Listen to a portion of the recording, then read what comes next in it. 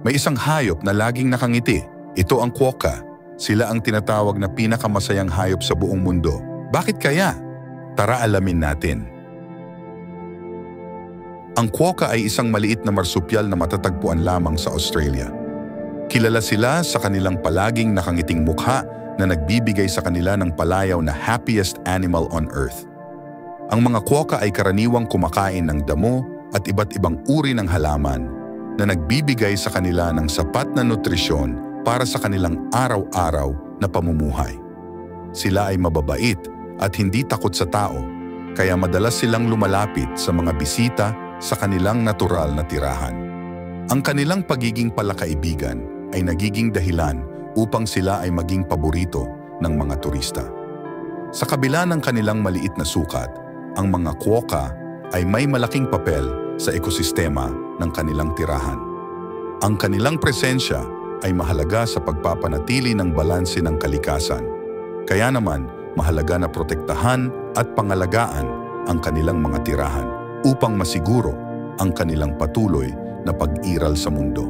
Ang ngiti ng quokka ay natural lang sa kanila dahil ito sa hugis ng kanilang bibig at panga.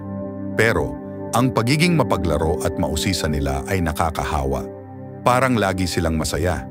Ang quokka, na kilala bilang happiest animal on earth, ay may kakaibang kakayahan na magdala ng saya sa mga taong nakakasalamuhan nila. Sa tuwing makikita mo ang kanilang mga ngiti, tila ba nawawala ang iyong mga alalahanin? Ang kanilang mga mata ay puno ng kislap at ang kanilang mga kilos ay puno ng enerhiya at kasiyahan. Ang simpleng kilos ng pagkain ng dahon o pag-upo sa ilalim ng puno ay nagiging isang masayang tanawin kapag sila ang gumagawa. Ang kanilang presensya ay nagbibigay ng kakaibang saya at inspirasyon sa mga taong nakakasaksi sa kanila. Kaya naman, hindi nakapagtataka na marami ang nahuhumaling sa kanila at gustong-gusto silang makita ng personal. Sa kanilang natural na tirahan, makikita mo ang mga quokka na naglalaro kasama ang kanilang pamilya. Ang kanilang samahan ay puno ng pagmamahal at kasiyahan na para bang walang problema sa mundo.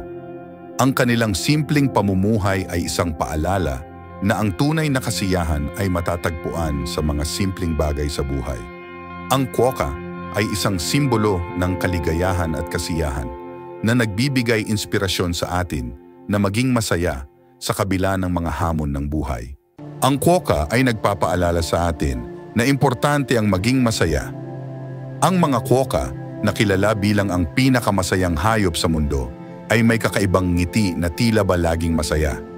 Kahit simple lang ang buhay nila, pwede tayong matuto mula sa kanila.